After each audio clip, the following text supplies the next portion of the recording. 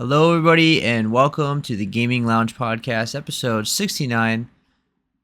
Once again, I'm your host, Nice. Sebastian, and as always, I'm joined by Dory. How you doing, Dory? I'm good. Sometimes I feel like I got something stuck in my throat, but other times, I feel fine. And I'm very happy that everyone has summoned us here. But unfortunately, Nintendo will be suing you. So just watch out for that. It'll be coming in the mail. 7 to 14 business days. It's been incredibly. It's been 2 weeks. No, it's been incredibly busy for me with coming back to my after-school program job, and then also um, a lot of the video games coming out, and just lots of scheduling stuff. So, yeah, very busy time of the year. Obviously, Cronos came out, and Hell is Us also came out. I beat Hell is Us. I think Seb beat Cronos. No, I didn't beat it. I'm Okay, like 70% into it, I guess. yeah, he's close to beating it. I just started it, so we'll have very different perspectives on Kronos. And he hasn't started Hell is Us. I beat it. And then we're also going to talk about the Nintendo Direct. I won't have a ton to say just because a lot of it didn't impact me. But two things I'll be very excited about, one thing more than another. And yeah, looking forward to diving into all that stuff. And that's all I got besides all my pop culture jokes. This has been a hell of a week, so looking forward to talking about video games instead of that. Yeah, so let's start with the Nintendo Direct, which was a very loaded show. It was one of the major ones of the year. A lot of big games were revealed at this show, starting with Metroid Prime 4 Beyond finally getting a release date, which is apparently on December 4th of this year. So to celebrate its big news, Nintendo showed new look at gameplay, and it featured Samus riding on a pretty stylish motorcycle called Viola, and they also showed amiibos with Samus riding on Viola, and there's also an amiibo of Sylix, the bounty hunter, who's in the game as well. Are you excited for Metroid Prime 4? I am. This was one of the two games I was looking forward to after it was announced. I what's funny is that I almost, and I told you this before, I almost skipped by this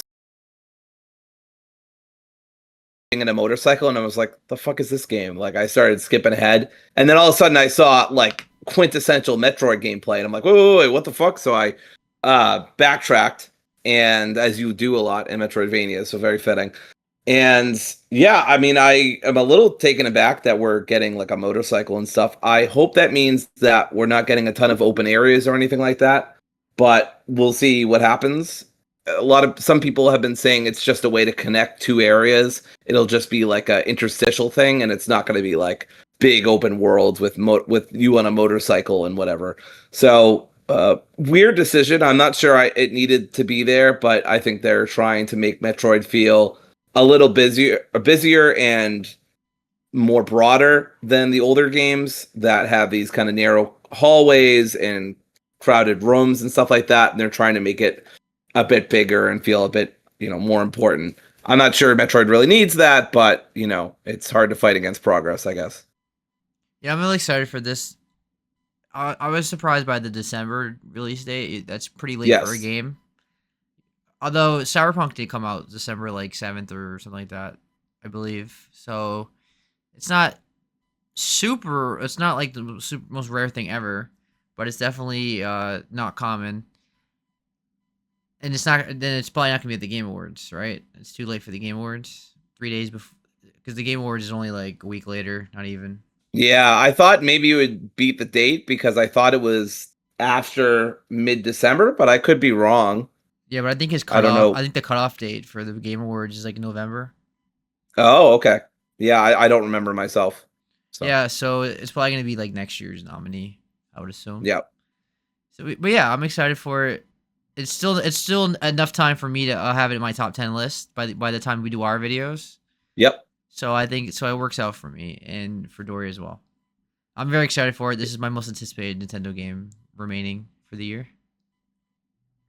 All right, let's I would say that same for me as well. Go ahead. yeah, absolutely. So let's move on to Fire Emblem Fortune's Weave, which is how the Nintendo Direct ended. So we're getting a new Fire Emblem game. It's coming out next year. The footage showed like a grand coliseum, and then we got to meet some of the characters we will play as, including Kai, who is looking to fight to save his father's life.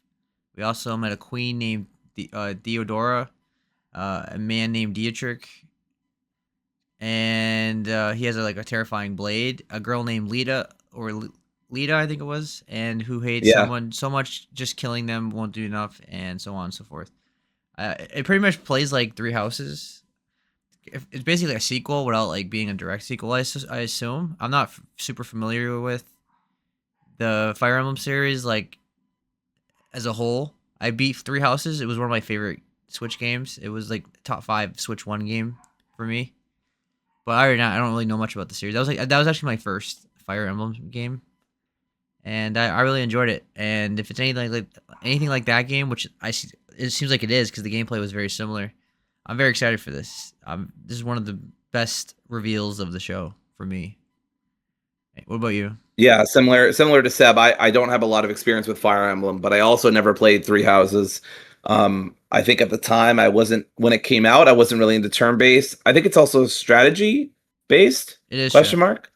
Yeah, Yes, and I it's and turn I'm based usually like kind of iffy strategy. about that genre. It So yeah. yeah, so I don't know. It didn't. It's cool. I'm glad that Fire Emblem fans are finally getting something because I don't think they've gotten anything since Three Houses. So I'm happy for them.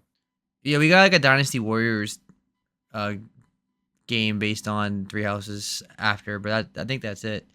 My only experience really with Fire Emblem prior to Three Houses was like Marth and Roy being in Smash Brothers. Right, That's right. pretty much it. Yeah. All right. Well, I'm really excited for that. Well, next game was Donkey Kong Bonanza, DK Island, and Emerald Rush DLC. I'm going by the IGN's order, so we're going out of order. But Right. I didn't want to do it game by game because it would have been. I thought it'd be easier to go by the article. All right. So we got DLC, paid DLC. It came out yesterday, the same day as the reveal of the Nintendo Direct, and it adds more stuff to do in the game. You get to go on DK Island, and there's a lot of nods to the history of Donkey Kong. And there's a giant Kong face, and you get to meet all your familiar friends in the Donkey Kong franchise. So I think one of the things that people said, like one of the cons that people said about Donkey Kong Bonanza, it didn't do as much with the characters, like Diddy Kong and stuff. So I guess this is their way of fixing that a bit. Um, I think those people will be happy, honestly. I'm not really super interested in this DLC, so it's not really for me. I Dory, you haven't even played the game yet. Right. I haven't even played the game, so would be tough to sell me on this. It's a Switch 2 exclusive, so Yeah. yeah. But it's not really something that would appeal to me. Like, I don't have to get Donkey Kong nostalgia. I like Donkey Kong. I'm not like a diehard Donkey Kong fan. So, all right. So the next thing was Super Mario Galaxy 1 and 2 coming together in a bundle collection, coming out on October 2nd. And we got 2 amiibos shown as well. So on October 2nd, we're gonna have a physical and a digital version of the games. They're gonna be playable on the Switch too. They're gonna come with new Rosalina storybook pages, and apparently a version of the storybook is gonna be released physically in the future. And I guess you can start pre-ordering soon, if not already. And apparently they both feature improved UI. There's gonna be a player. It says the choice to play with a button and stick or motion control, so you have the choice. You can play it like because they're Wii games originally. There's an in-game music player, and there's an enhanced resolution. And then the Switch 2 is getting a free update. Is going to bring it to 4K. And then we got to see 2 amiibos. One on so they're both coming out April 2nd next year. And you got Mario and Aluma and Rosalina and Lumas, and then it says Mario and Luma will give players a life mushroom, and Rosalina and Lumas will give players a 1-up mushroom as well. So those amiibos look really awesome. They're gonna be expensive, but they're awesome. And I'm actually really excited for this. I know this is more of a crash grab than anything, but I have not played Mario Galaxy in in like since the Wii. So it's been long enough for me where I can spend the money to buy this collection personally. Because I think Yeah. we talked about this not too long ago. We talked about the best 3D platformers of all time. We talked about DK Bonanza, and I think I said Mario Galaxy 2 is the greatest 3D platformer of all time. So I'm excited to replay it. Any interest? Yeah, I mean, I'd be interested. Same old story from Nintendo for me. They announce a remaster or remake or a port of an old game that I loved as a kid, and then it's like $40, $60. To me, I personally can't justify spending that kind of money on this old of a game. I didn't even see it mentioned that it was a remaster, but other people are saying it is a remaster. But regardless of whether it is or isn't, I just don't think $40 is good and is like worth enough for me. It's not. If it was like, It was what's $70. that? It's 70. Well, individually, it's like 40 each, Uh, right? is it? Oh yeah. Yeah, yeah. So if it was like as a dual pack, it was like 60. Then I think, for both of them, I'd be more interested. Yeah. Even then, I'm not sure that I would do something with it in terms of buying it or whatever. That this seems like something I would do for Game Pass or not Game Pass, GameFly. Like I think I used GameFly to get Thousand Year Door, which Yeah. wasn't as huge of a hit for me as I wanted it to be. Hmm. But yeah, I love those games and I would love to go back to them, but for the price, I don't know. It just I don't know what I think a good price would be $30 each for them, and I would be willing for that, but Nintendo's never going to do that. I think we're lucky enough that they got 40 each, and 70 for both of them is egregious. So yeah, I just can't justify it. Yeah, I think a fair price would be $25 each for them. I think 50 a Yeah, I think so. $50 collection would be fine with me. But Yeah. $70 is, yeah, definitely on the greedy side.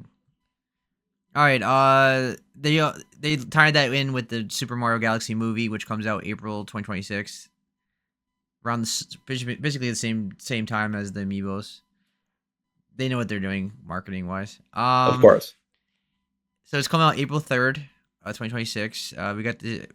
We got a quick tease of Princess Peach's castle before the footage shifted to the stars, and we got to look at Luma, and then they showed us the main cast, which is the same cast as the previous film, and overall, I'm pretty excited for it. I mean, I really enjoyed the first Mario movie. I thought it really did a good job capturing Mario, and it felt like and bring a new audience to Mario. I mean, Mario is like the most popular video game character in the world, and I thought it captured it very well, and it was very exciting to see it on the big screen, not in a crappy '90s version. Did you ever Yep. watch that one?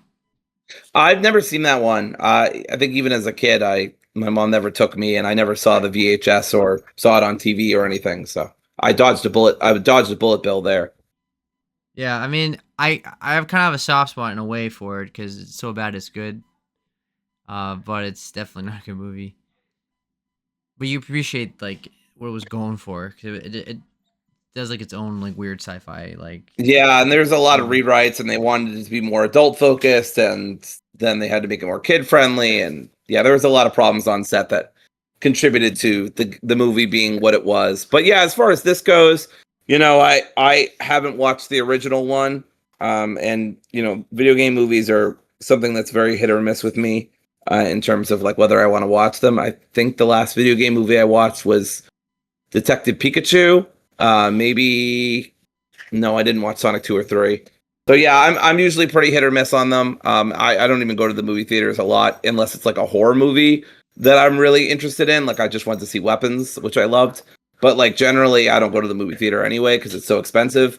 So yeah, I loved and grew up with Super Mario Galaxy. I think it's awesome they're using that source material, but I don't really care about Mario as a film series. I barely care about it as a video game series these days, just Yeah. because I'm not super high on platformers. I thought Odyssey was great, but they haven't done anything since then to really get me interested. So that was another disappointing part of the sort of direct here is that we didn't get any sort of tease or follow up to like the next game for. I know technically it's like it's the DK game, but like they're not doing anything with Mario in 3D. Like I don't know, just feels weird.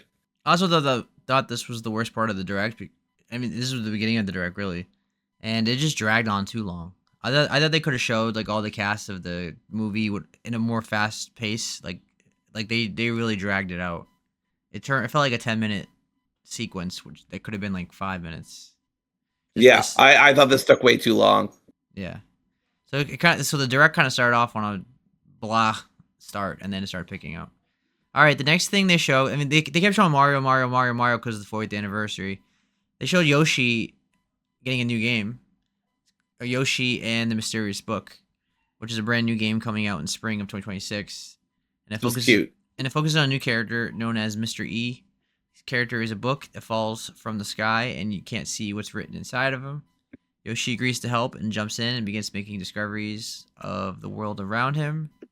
Every discovery gets written down in the book. Players will learn more about how the world works and what they can do as they progress. For example, Yoshi saw the dandelions can attach to rocks and make them crackable. So this looks like a really cute little kids game, basically. It didn't look anything amazing. They didn't like Mario Brothers Wonder or something like that, but it looked like a cute game for kids. It's a little easy platformer, kind of like the Yoshi game with that was the yarn one. Like it's really Right. really easy, very accessible, like baby's first platformer. That's the vibe I was Yep. getting from it, really. Yeah, I got that as well. I thought it looked really cute. I love the aesthetic. This was actually the game that interested me the most out of the whole thing, but I still wouldn't play it. I remember trying the Yoshi game with Kim, and we didn't find it that engaging. I think we did one play session and we dropped it. It was too easy, or it just wasn't fun for us. But yeah, it looks very cute, and it looks like a fun game for people who are into casual stuff or kids or families. Yeah. All right. The next thing was Pokemon Legends ZA. We got to see DLC called Mega Dimension, which stars Mega Raichu X and Mega Raichu Y. In the DLC, we learned that it will focus on mysterious distortions that appear around Lumiose City that seem to connect to a space called Hyperspace Lumiose that may be caused by Hoopa, which is a Pokemon. I thought the Raichu looked really cool. I mean, I was already getting this game, so I'm sold. It's already pre-ordered. I thought Raichu looked really cool. I like the XY Mega Evolution of him, and that was cool. Any comments about Raichu? I thought Raichu looked cool as well, but my overall prevailing thought was to echo someone else.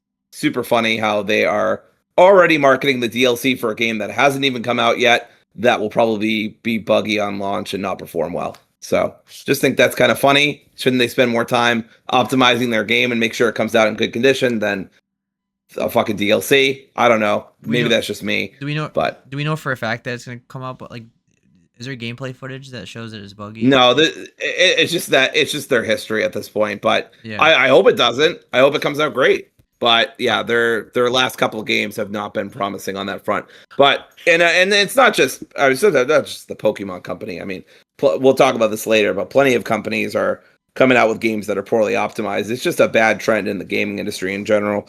But yeah, I don't know. I don't know what more to say. I've already talked about before how this doesn't really interest me. So not much to add. I'm hoping that with the new hardware that it will run very well, like much better, at least. Yes. At the very least. So, all right. Super Mario Brothers Wonder Nintendo Switch 2 Edition Plus meetup in Bell Park. So Super Mario Wonder, which is one of the best Switch games, fantastic game, got nominated for Game of the Year last year. Is getting a Switch 2 version, which comes out in spring 2026, and it's also coming with the new multiplayer focus mode. Meet up in Bell Park. This new mode takes place in a plaza that encourages players to team up with friends and family to collect the most coins, run and hide in like a phantom tag, and then work together to pass a bomb, and much more. The main game will be getting more content and enhancements, but those will be announced at a later date. Fans can also look forward to owning a talking flower of their own as a physical version of the character from Super Mario Wonder will be released in spring 2026. That apparently it talks. Any interest in Terrific. Any interest in Wander? Like I know you don't have the Switch 2 yet, but like, is that something you would play I if you I had one? wanted to play I wanted to play Wander with Kim, but then at the last minute she decided she didn't want to play it anymore, so I didn't get it from GameFly, so it just never ended up happening. But if there was one Mario game I would play that's a 2D Mario game, it'd probably be this if I didn't go back to like earlier games like Super Mario World or Super Mario Brothers 3 or something like that. What I do want to focus on is this fucking title, which is just insane. Super Mario Wonder Nintendo Switch 2 Edition Plus Meetup in Bella Bell Park. This is like I just know that Nomura is fuming. Square Enix, all of Square Enix has got to be furious with Nintendo because they're supposed to have the monopoly on ridiculously long titles that don't make any sense out of context. Yeah. But Nintendo's really coming for the jugular on that one, Yeah, so good for them, I guess. they've done this multiple times now with the Jamboree, Mario Party Yes. Jamboree, and then the Kirby one as well. All right, the next Mario thing they showed was Mario Tennis Fever, which is the next game in the Mario Tennis franchise. It's going to feature 38 playable characters, which is a series high, 30 Fever rackets with special abilities, new slide moves, and quote defense focused footwork, game modes like Trial Towers, and Mix It Up, which is going to have wonder effects.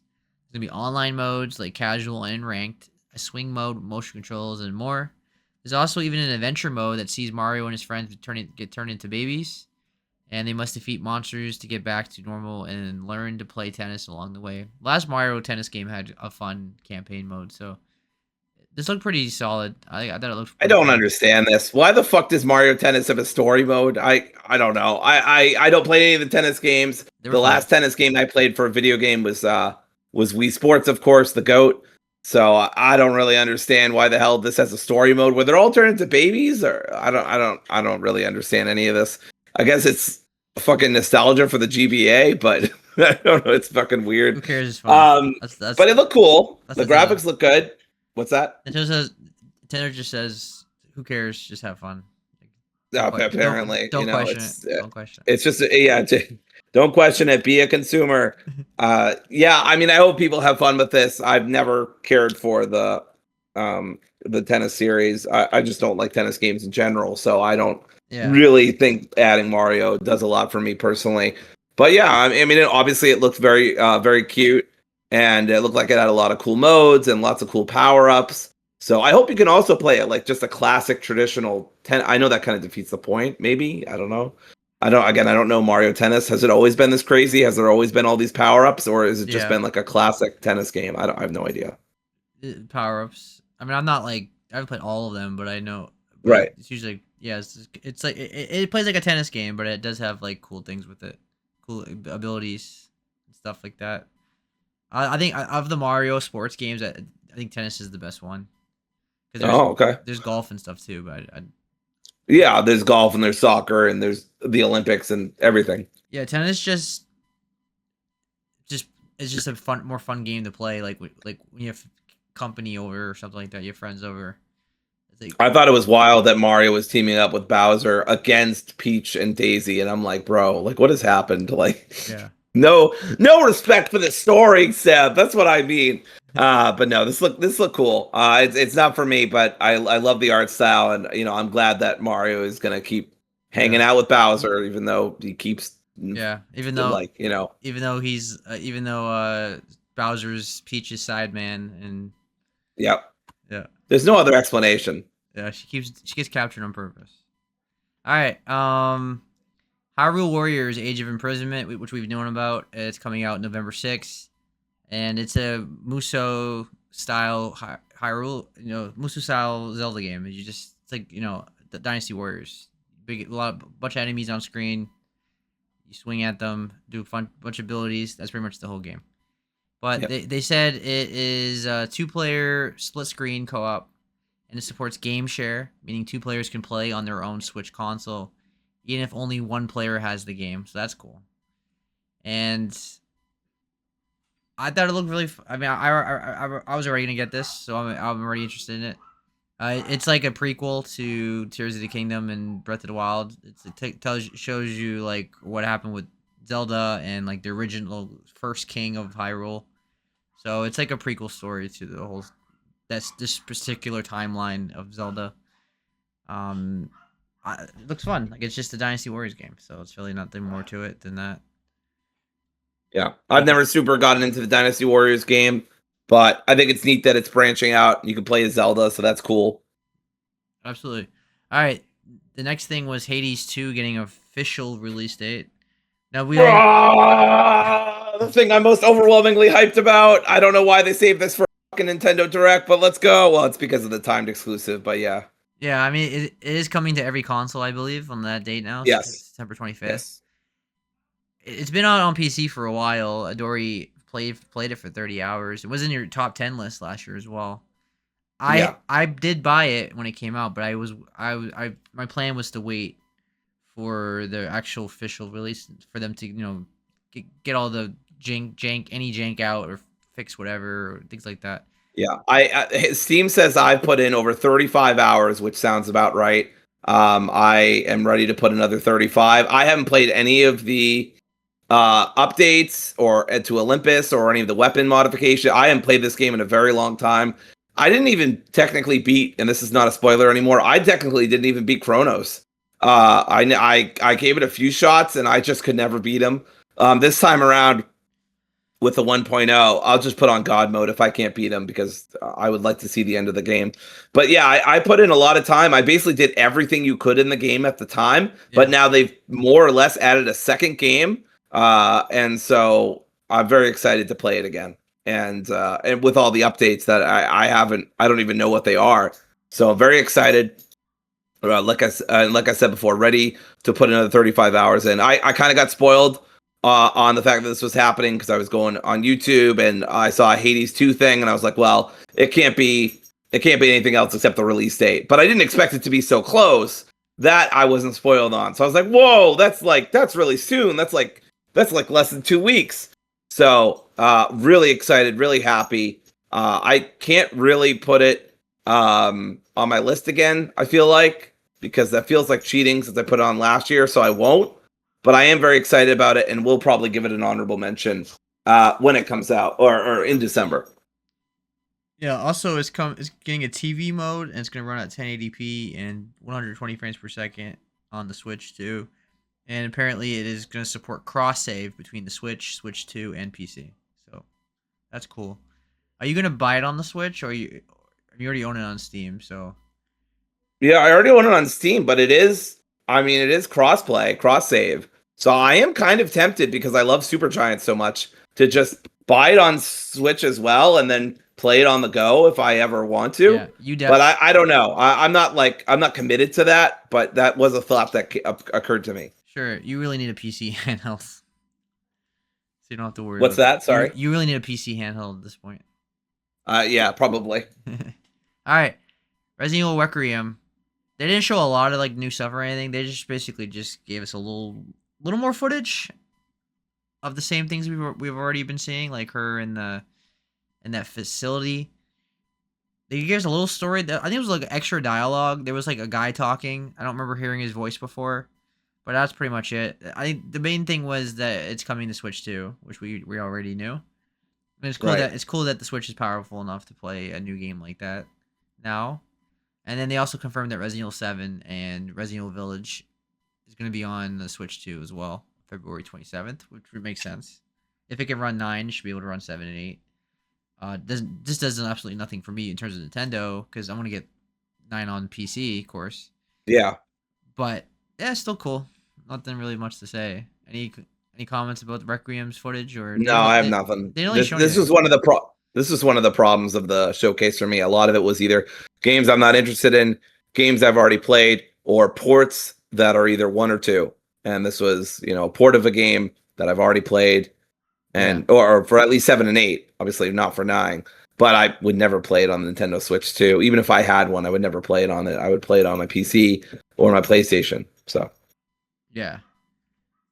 All right, Kirby Air Riders. So we've already gotten a direct for it, but they just showed that there's 2 amiibos coming out, Kirby and Warp Star, and then a bandana, Waddle Dee, and a Wing Star, and you can swap them. And then it says you can also tap them to summon figure players in the game that you can train and level up.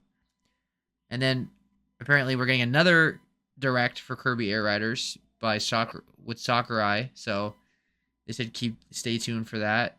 The Kirby Air Riders is a really fun kart game, and I'm actually excited to play it.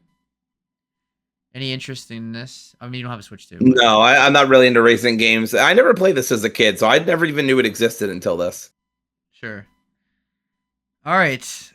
Next thing is Dragon Quest VII Reimagined, which is coming out February 5th of next year on everything. And it comes back with new art that blends diorama visuals and Akira Toriyama's character designs and a streamlined story. A moonlighting system that lets 2 vocations be equipped at once and more. So there was a big conversation that people didn't really care for the art style in a 3D setting, but I thought they captured Toriyama's art style very well. Like if I immediately knew it was Toriyama, and it looked great to me. So I don't understand that. well, I mean, it's the exact same characters and everything. I think people just don't like the 3D version of it. You know what I mean? They 3Dized. That's not even a term, but they made it more 3-dimensional. Like obviously, Dragon Quest is like a 2D art style. They grabbed the art style of the original game that's 2D hand drawn, and they made it a 3D animated movie or game. So that's why people were upset. Well, the internet's upset about everything. I even said this on Blue Sky today that it's really. I thought it looks fantastic, and I think people just complain about everything. I think it looked great to me. I immediately recognized it as Toriyama art. I was like, "This isn't Toriyama art." Yeah. Take my fucking head off. Like I'm pretty sure that's very extreme. But I was so sure. I was like, this is Toriyama. I was like, I think it's Dragon Quest, but I'm not sure. It could be a Blue Dragon thing. But no, it's Dragon Quest. Another series I never got into, but happy to see a remake. It looks cool. If it gets good reviews, maybe I'll check it out. Yeah, Dragon Quest is definitely a series you need to start playing at some point. I think you would really like it since you like turn-based now. All right. The last thing I wanted to talk about was Fatal Frame 2 Crimson Butterfly remake. Fatal Frame 2 Crimson Butterfly is one of the greatest horror games ever made. People often label it as one of the most scariest games of all time. Typically in like top 5 of people's lists. I like for the people that really know horror games and stuff like that. But if you don't know what it is, twin sisters Mio and Mayu Amakura, I think that's how you say it, are back once again in a village that has disappeared from the map in Fatal Frame 2 Crimson Butterfly remake. Players will control Mio and help calm ghosts by using the camera obscura, but this time she will do so with remade exploration and combat elements. So I guess they're changing the gameplay a bit. Now the game, I don't think the gameplay in Fatal Frame games are amazing or anything, but I think they're genuinely scary and they're one of the best horror games. If you're a horror fan, I think I'd recommend them. This is actually very interesting. This interests me a lot, and I'll probably play it. Probably not when it comes out. I'll probably wait for a sale or whatever, and probably play it around Halloween time of next year. That's right. Well, I don't even know what year. They didn't even say when it's coming out. But because I don't know if it's coming. Is it coming out this year? Let me check Steam. All right, it's coming out next year. Okay, so I'm interested in it, but I'll probably wait. I think it's one of the best horror games ever. Any interest? I'm gonna play it on PC, by the way. You're on mute. Dory, you're on mute. Oh, sorry, my mic was green, so I thought I was unmuted. Like I said, I have never played Fatal Frame, or at least I don't remember playing Fatal Frame. So I don't know.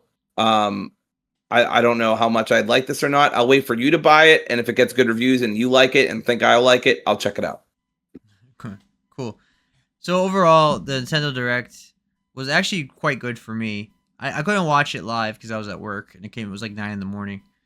But I watched it after. I watched it twice, and overall, I was very happy. I mean, there's a lot of games I want to play on the Switch too. All the exclusives. I only buy my Switch. I only buy exclusives on Switch too. So there was plenty of PC games I'm gonna get, and there was plenty of Switch 2 exclusives. So overall, I was happy with the show. It was definitely more me than you, obviously, because I'm more of a Zelda Yeah, fan. But I think the Hades 2 announcement that's all I needed to makes up live. for it. Makes I up mean, for it. that's Yeah. yeah. I was like so fucking in when that happened. I'm like, hell yeah, I'm ready to dedicate about 35 more hours into this fucking game. I know I've already said that a couple times, but I'm gonna say it again. God damn it, I'm very excited for Hades 2, for it to be fully out. I love Supergiant. I think all their games are great. The only one I haven't played is Pyre, or I think it was Pyre, the basketball one. That's the only one I haven't played. But every other game I've played and I've thought was great. Just love it so much. I always love the soundtrack. I always love their art style. I love their creative vision. I'm not saying it's always perfect, not any of that, Sure. but yeah, I'm just such a big fan of them and the stuff they do and how they do it. So one of those few studios that I'll go to bat for really hardcore, similar to Larian, uh, maybe not Obsidian, maybe kind of Obsidian, but not as much as I would have probably before. But anyway, all to say, very excited about Hades 2. I will be obsessively talking about it probably early October, late September. All right. Let's move on to our two spotlights, which are Hell is Us and Cronos: The New Dawn. Let's start with Hell is Us. So Dory, what are your thoughts on that game, and what are your pros? All right. Well, Hell is Us. Starting with the pros. Nobody is more surprised that I beat this game than I am. Look, this game is very anti me, and I talked about this on Blue Sky. It has no map, no markers. It has a rinky-dink compass that kind of gets the job done, and NPCs who are very vague. It's got challenging combat for the most part, and it's very puzzle heavy.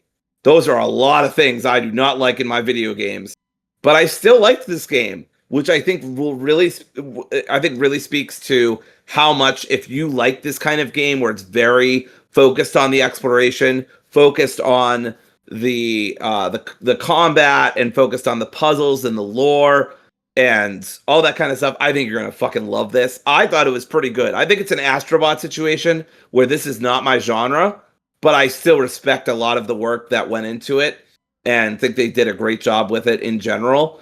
Some of the stuff though kind of falls flat for me. I'd say overall this is like a pretty good game, but not a great game. So I'll go through my pros and cons. Obviously, if Seb has any questions, feel free. It's not exhaustive, but I think it covers a good amount of it.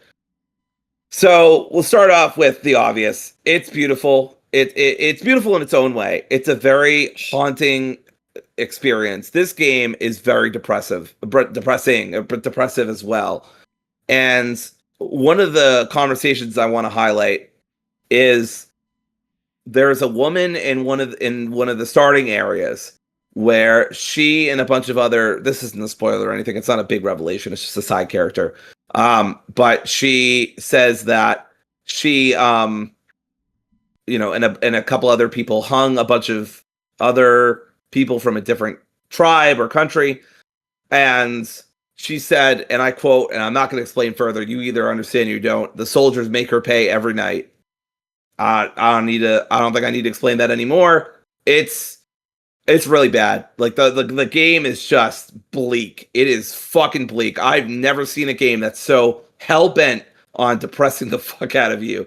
That said, I still enjoyed my time with it because I'm just a sicko, I guess. But seriously, because it was well written, because the VA was really, really good, and I just think they did that really, really well. Even though I think this could obviously and very easily fall into kind of tragedy porn-esque, kind of not valorizing, but glamorizing in a sense, like what it would be like to live in a civil war and what that experience would do to people. But I think this game's incredibly respectful to that. It's very, very respectful of what it would mean to live in a civil war. Obviously, I don't know firsthand, but I think it did a really great job elevating people's voices of, what life would be like and what kind of hatred leads to this kind of conflict. And honestly, like the monsters are bad, but like the people are fucking worse, which is obviously the whole point, right? It's called Hell Is Us. Either way, I really liked the way that they did it. I really liked how they accentuated all of the, kind of horror of war, right? War never changes. That's the old saying. And war is just fucking terrible in this game. But it all comes together beautifully in a haunting atmosphere that I really respect.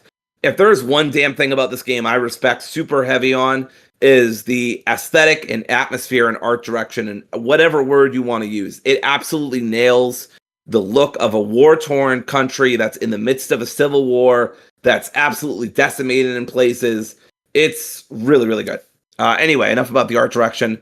The writing is very well done. Whenever I was talking to characters, it almost always elicited the emotions they wanted from me. Certain people I was just fucking disgusted with. Some people I felt a lot of sympathy and pity for. So on and so forth. I think the writing is very effective, very well done. The voice acting, very good. Everybody feels appropriately solemn, and they feel, all the actors feel engaged in what is happening in the script, right? And they deliver it very well. The combat at times feels good. I used twin axes. I thought that was really fun. When we're talking about gameplay, I want to emphasize this is not a Souls game. I think at most you could say it's a Souls game in the same way that Jedi Fallen Order games are a Souls game, but at most I would call those Souls light, and that's the most I would say here. I think aesthetically, Hell Is Us looks very Souls-ish, but when you die, you don't lose anything. Enemies don't respawn. When they die, unless there's a couple of special circumstances, but generally, if you kill an enemy, it's not coming back. There's some guardians that will come back if you don't kill everybody involved in the process. But how it works is there are these things that look like they're nobodies on roids, and they're called hollow bodies, and they have these other things called hazes, which will not insult you or make you drink a lot of beer or whatever, but instead will kind of power up the hollow bodies and make it so they're invincible. So you have to defeat the haze to get the hollow body. We'll talk more about it later, but that's the general. You never fight a human, at least in my experience. That maybe you do in the side quest, but I never fought any of the soldiers, even though I really wanted to, because some of those guys were just fucking awful. And I tried a couple times, honestly, to start a fucking civil war myself, but your attacks just go right through them. It doesn't do anything. But yeah, the environment is generally fun to explore. I always really liked, just going around, looking in one place or another. I think for the first 10 hours, I tried to not use a guide as much as I could. And then for the second 10 hours, I started getting more and more lax as it went on, because the game is just a little too padded. Again, we'll talk about that later. Interesting. I wanted to know what was going to happen. What had happened to Remy's parents? Why? How did he get caught? What's going to happen to him? There's lots of other mysteries too. The developers really sold this idea, and that made me not want to play the game at all. That the game would be very confusing, and it would be so hard to figure out where to go, and you'd be scratching your head, and you'd be taking notes. It's not that hard, and that's coming from somebody who got lost inside buildings and constantly gets lost inside buildings in real life. I didn't find it that hard to do the main quest. Now, maybe it's a lot harder for the side quest. I don't know. I mainlined this game. I like this game. I think it's pretty good, but I was not gonna invest my time in side quests that were super vague, had me running around like a headless chicken. I just wasn't gonna invest my time in something like that. It didn't feel satisfying to me. It's just not what I wanted to do. And as it is, the game almost took me 20 hours, right? And that was mainlining it pretty heavy throughout it. But I will say the compass is helpful, and landmarks are helpful, and NPCs are generally helpful. I don't think this game is as confusing as some of the marketing might have led people to think. At least not for me personally, and not from my experience with the main quest. Now, that's not to say I never got lost. I will talk about that in a little bit. It's very easy to get lost, but ironically, most of the time I got lost was inside a building, just because there's so many turns and corridors, and you get caught up in a fight, and then you forget where you are because the fights can be intense.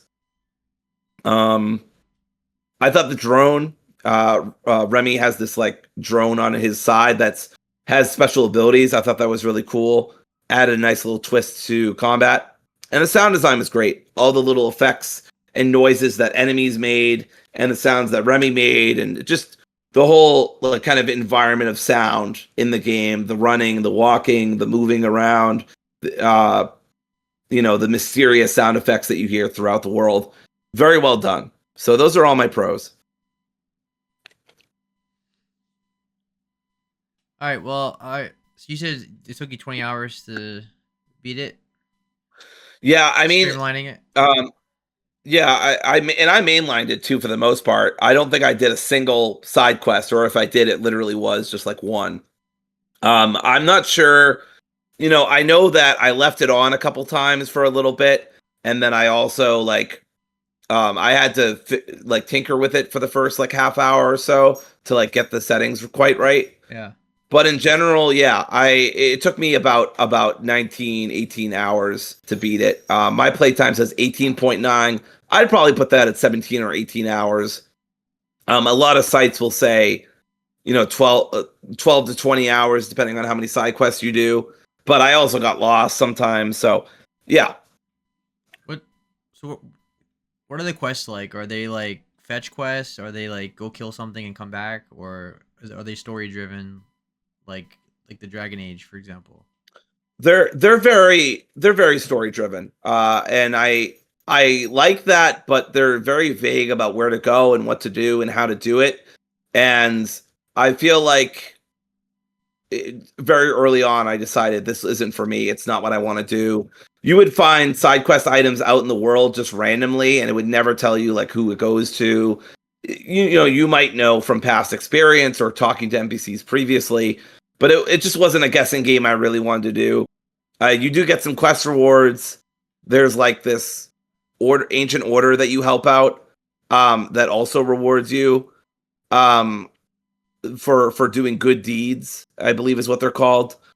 But I didn't do that. That's it for me for questions for the pros. Okay. So your cons? Cons. Just about as many cons as pros, but the cons are generally not as bad.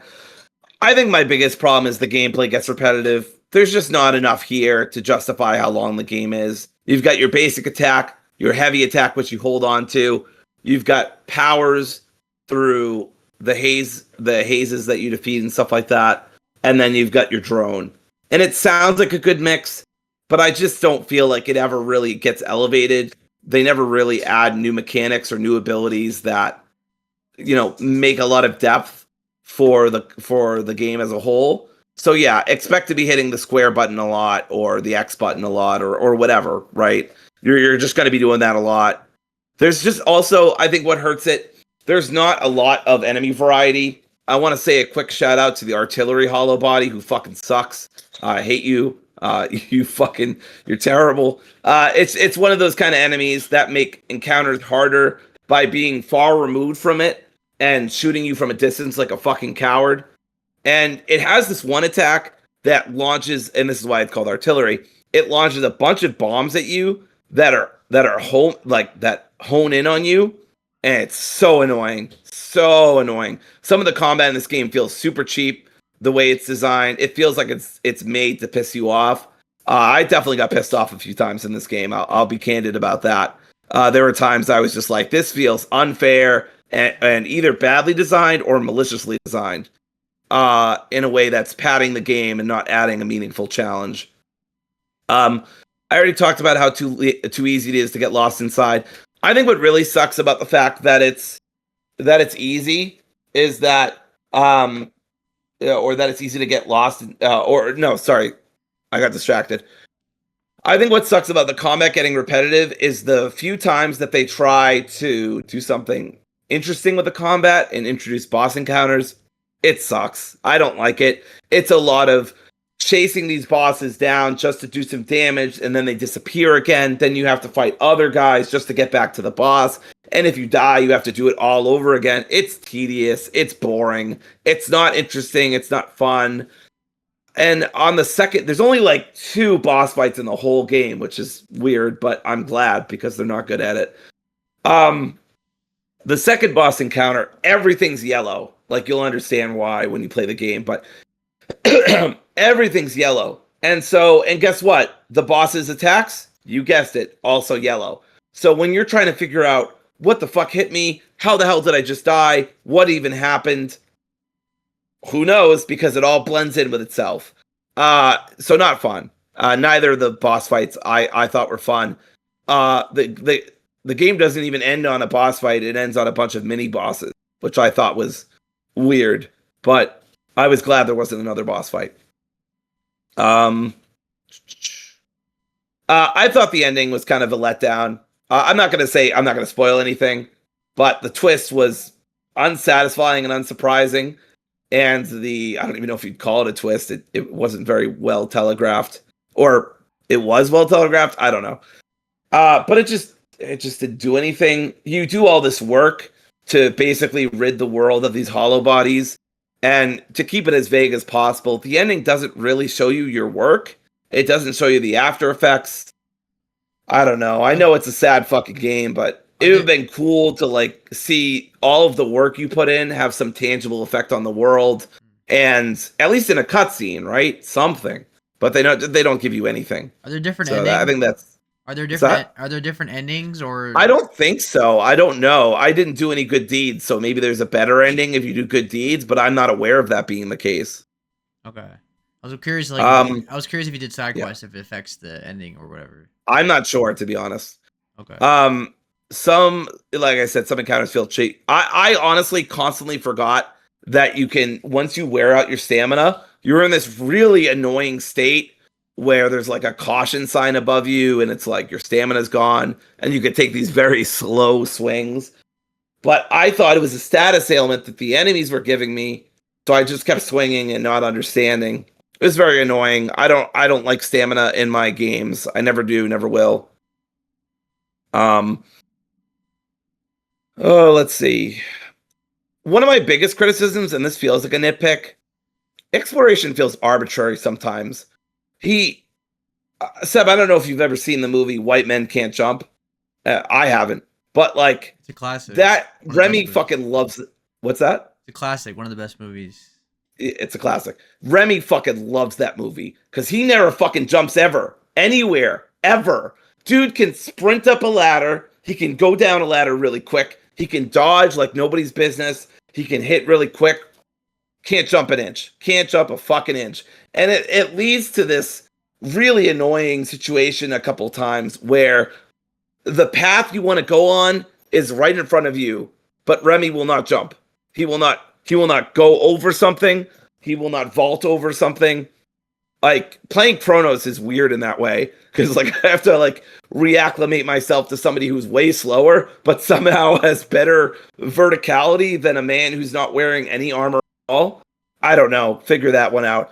But it just feels arbitrary. There's fucking doors that Remy could clearly try to go into, and he just never does. Oh my god, if I see another... This door is locked from the other side, I swear to god I'm gonna fucking, I don't know, break down a door.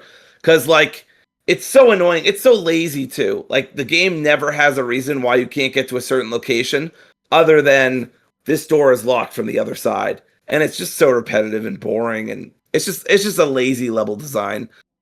So it makes backtracking frustrating. My last 2 things before I lose my voice. It feels padded at times. You even mainlining this quest, you basically, I won't go too much into it, but you need 4 MacGuffins. And in Act 1 you get 1, in Act 2 you get 3, and Act 3 is like nothing. It's like an hour. I don't even know why they had an Act 3. But it took me like an hour to beat Act 3. But I was also mainlining it. So, yeah, it's kind of frustrating. I will, want to get one of the MacGuffins, and it's like, okay, well, here's the last known location. And then it's like, oh, but actually, you want to go here. And then it's like, actually, you should go here. That's where it really is. And one of the MacGuffins is like, but wait, there's more. And it's like, it just feels so padded. And at times, it feels unevenly paced and frustrating. So that's one of my bigger criticisms. I had performance issues, but they were pretty minor, and I was able to eventually stabilize things. So, not a big deal.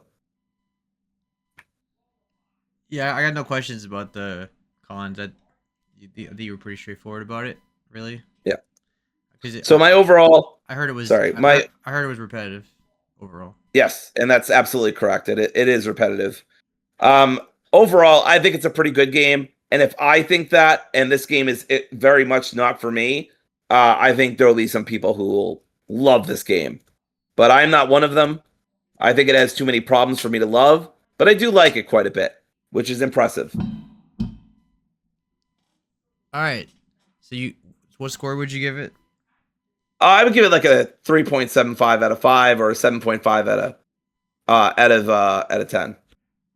Okay. All right. Let's So talk. pretty much you're going to be very similar on Kronos, I think. All right. Let's talk about Cronos: The New Dawn, our final topic of the night, and the thumbnail as well. So, Cronos: The New Dawn is Bloober's new game, and we've been talking about it for a while. It looked really interesting. It's coming off the success of Silent Hill 2 Remake, which was a fantastic game in my top 10 game. Year it came out was 2 years ago. I want to say now. Okay, so this game is very beautiful. It's AAA game, right? It looks really nice. The lighting is fantastic. The visuals are fantastic. It looks very AAA. Like, it looks legitimately one of the most prettiest games of the year. All right, so I think the visuals make up for a lot of issues with this game. Because as pretty as this game is, it does not play as well as Resident Evil 4 Remake or Dead Space Remake or any of the best of third-person survival horror games. This is a step down from those, but visually it's on par with like Dead Space Remake in both visuals and in sound quality. The audio in this game is fantastic too. I think you can play this game with headphones or surround sound or whatever. It sounds and looks fantastic. I think the merge mechanic is really cool. I love the body horror in this game. It makes the fights tougher, but it adds tension to the game. Really cool. It feels like The Thing, basically. I always like resource management, which I have pros and cons for resource management in this game, but I do like the old school survival horror of like managing your inventory and making sure you clear up space, things like that. The exploration in this game is cool. I think the locations are there's a lot of awesome looking different locations. There's like a hospital setting, for example. There's a factory. But it feels like a lot of this game is like taken from Silent Hill 2 Remake. Honestly, it feels like they're reusing assets. Not in the sense that it looks like a Silent Hill game, but like it just feels like they got the ideas from Silent Hill 2 and just reused it. Honestly. The gunplay has weight, especially with the upgrades and the reloading and the recoil animations. They really add to the immersion. It feels high quality. And I talked about the sound already. And there's a lot of replayability in this game. There's different endings. There's a new game plus, so you can get your money's worth, full price. And that's pretty much it for the pros for me. There's not a lot going on in terms of like the gameplay. It's pretty straightforward. A third-person shooter with inventory management. It plays a lot like a Silent Hill or Resident Evil game in a third-person setting. But it does have cons that really bring it down to a level below Resident Evil games. So, any questions about the pros before I get into the cons?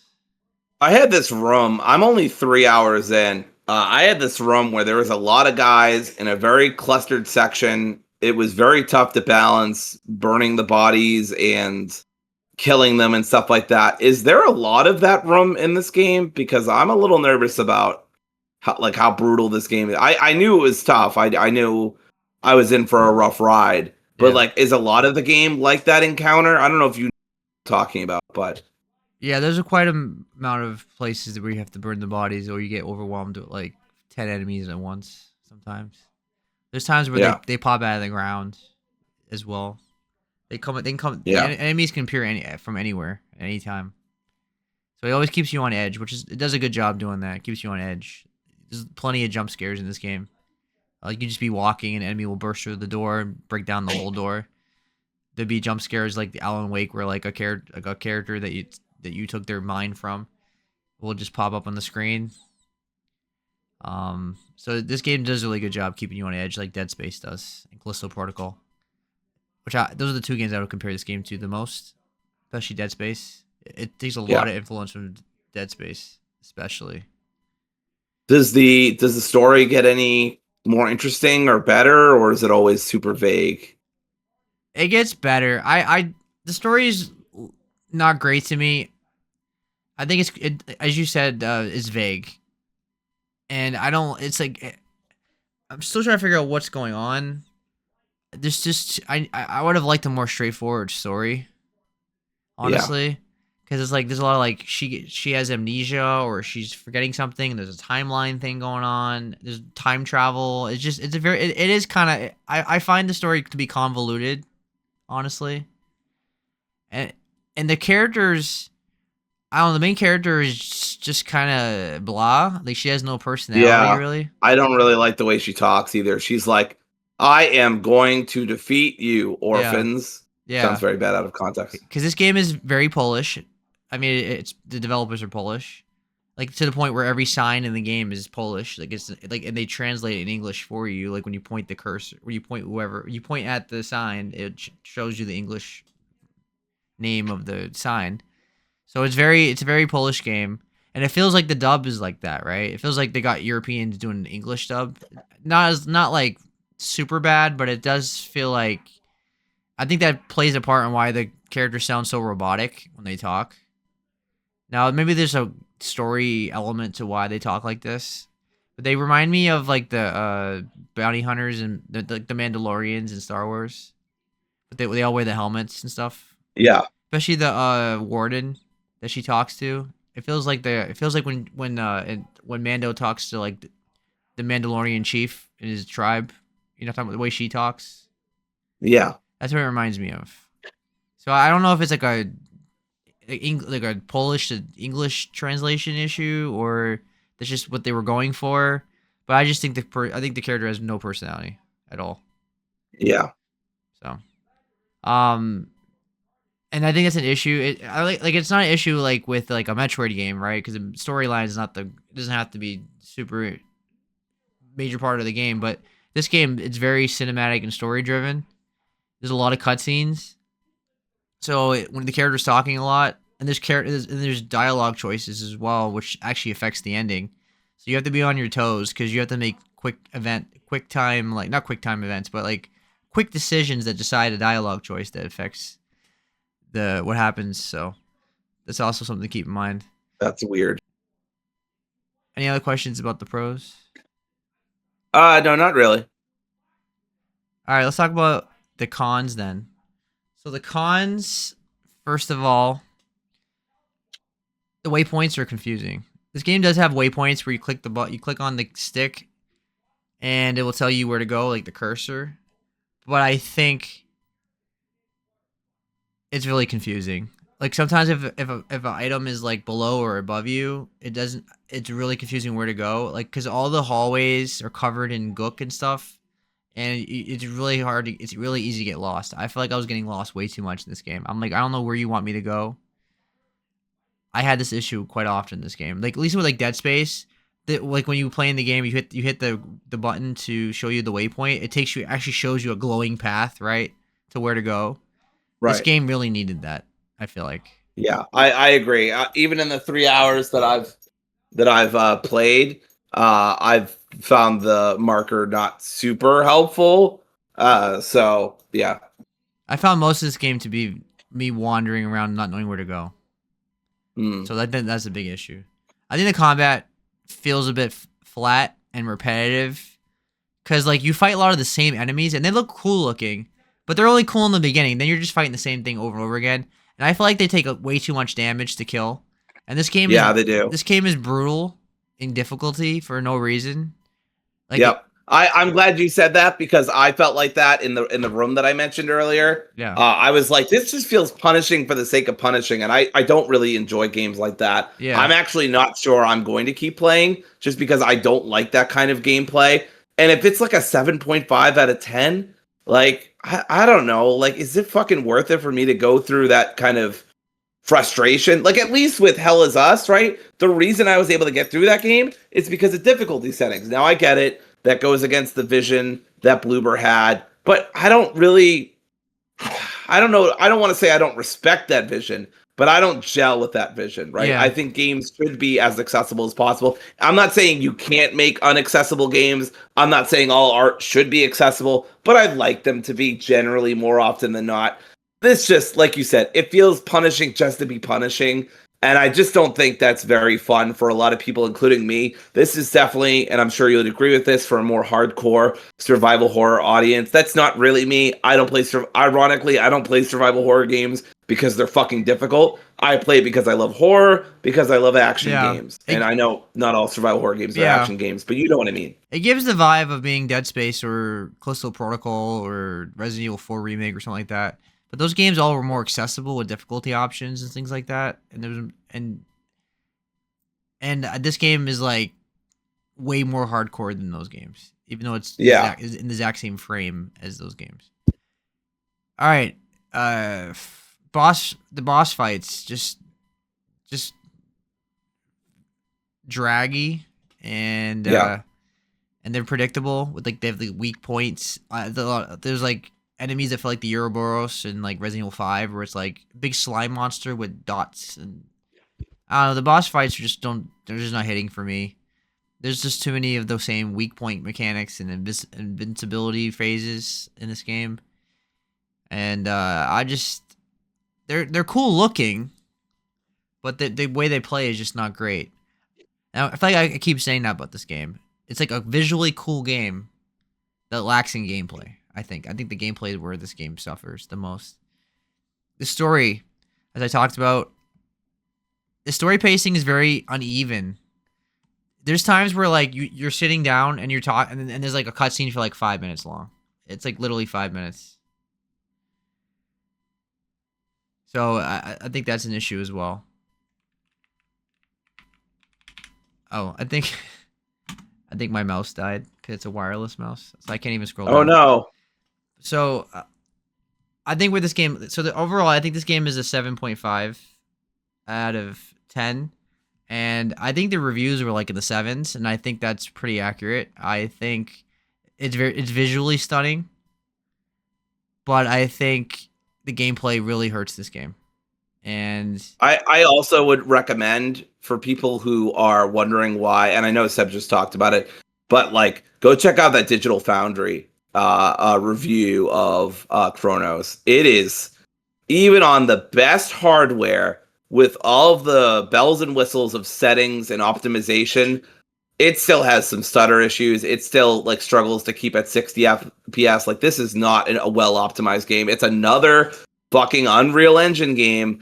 I'm getting real sick of seeing this and like experiencing it too. That is just poorly optimized. I don't know why this game wasn't released in October to begin. I do know why, because like, you know, obviously there's like 4 games I think I want in October. I do feel like the middle October they could have possibly come out with Cronos, but I digress. Regardless, it's a stacked month, so I get it. But this just feels like they should have waited another month or two, optimized it a little more. Because I have a lot of traversal stutter where like I'll be walking and suddenly I'll pass an invisible line and the frames will just fucking drop. Now, luckily this doesn't happen most of the time during combat, but it's very frustrating. And in a game like this that you want to be immersed in, you want to be in this world, you want to experience everything that's going on, man, it really takes you out of it. I fiddled a lot with the settings I'm still experiencing Yeah. exploration stutter. Yeah, that's my other issue with this game is the performance in this game is not great. There's a lot of stuttering issues. I had like 5 crashes in this game. The crashes always happen when she goes into the red mind world. Basically, it's happened every single time at that from that. There's been stuttering the entire game. The frame rate has been mostly consistent, but like there's times where it just stutter. There's pop-ins, glitches, enemy designs acts weird. It's technically it's not as polished as you would think it is as a AAA game. Yeah, and So it's not as polished as Silent Hill 2. I didn't have any of those stutter issues with Silent Hill 2, or at least I don't remember having. mm, Did you have any of these like exploration stutter that because Digital Foundry was saying they had that issue in Silent Hill 2 and it was even worse. I don't remember having it. Maybe I fiddled with the settings and I just got it right for my PC, but yeah. If regardless. if I did, I don't think it was bad enough for me to complain about. I don't remember it being an issue really. Honestly, I think this Yeah. game has far more technical issues than Silent Hill 2 Remake. Yeah, I would agree with that. So regardless, yeah, I'm liking it, but I agree with you. I think the combat has the same problem as Hell is Us. Low enemy variety. With this one, like they are they don't have a lot of enemy variety and they hits. It's kind of similar on it's similar to like I don't know, like these games, like Hell is Us, and what I was gonna say is that like Lost Soul aside, in a way, like how like in terms of like how like I don't know what I'm trying to say here. I lost my train of thought, but basically, like the game is like it's too what am I trying to say? They're bullet spongy. That's what I'm trying to think of. They're too bullet spongy. It's too tanky. And It feels like they have too many bars of health, and you're just like the fight turns into a 25-minute fight when it should be like a 7-minute fight. Like it's Yeah. just way too long, and it's the same enemy over and over again. That's this game as well. So Yeah. I think this game is definitely better than Lost Soul Aside. I'm not saying it's Yes, for sure. I wouldn't say it's as bad as that, but like No. it's definitely a step down from Dead Space and Resident Evil. I would say a couple steps down, but Yeah, a couple steps down. Those games are yeah, like in the 9s for me, and exactly. this Yeah, game's a so it's 7. not like a huge deal, but yeah, Yeah, so worth playing if you like survival horror, these kind of games. But just be mindful. This is a more punishing game. I don't even remember there being difficulty option. I remember just there aren't. You just jump right into Actually, there is a difficulty option, Seb. If you beat the game, you can play it on hard. Isn't that great? it. No. Ugh, Yeah, no. but that I'm a bit disappointed with this game, honestly. I don't. It's not like, oh my god, it's so disappointing. This is my most disappointing game of the year or anything like that. That'll probably be Lost Soul Aside, I guess. I mean, I'm usually not disappointed by games because I usually know what I'm getting into. Cause I always do my research and stuff. But if I had to pick the most disappointing game, maybe this is this one because I thought this game would be like maybe a banger, like Silent Hill 2 Remake quality, and it's just not for me. I will beat it, and I'll still say it's a good game, but it's definitely not what I was hoping, unfortunately. I thought this might Yeah. be a marquee. Oh, I thought like Bloober Team's really here now, and now they're gonna start making quality games, and this feels like a typical Bloober game where it's like, oh, it was pretty good. It was good. Could be better, but it was good. I mean, it wasn't great. That's basically how I feel about most of their games, really. I mean, like the medium, I thought it was like, oh, it was okay. I mean, it wasn't great, but it wasn't like horrible. It was just okay. So Yeah. yeah, that's pretty much my thoughts on this game. I guess I'm more on a 7 than a 7.5 now that I'm saying it out loud, right? Yeah. It's a good game. I It's a think good Hell game. is Us and Cronos are both Yeah. similar in that. Yeah. So these are 2 games we've been talking about for a while, and I guess they just didn't live up to the hype. It's a bummer. Yeah, but still, we still think they're both good games, though. We're not saying Yes. they're awful games by any means. I think Lost Soul Aside is the only game really for you that's been genuinely disappointing. I think that's fair to say for you, right? I would agree with that. Yeah. All right, well, that's our show. I think that's. I don't have any more thoughts on Kronos.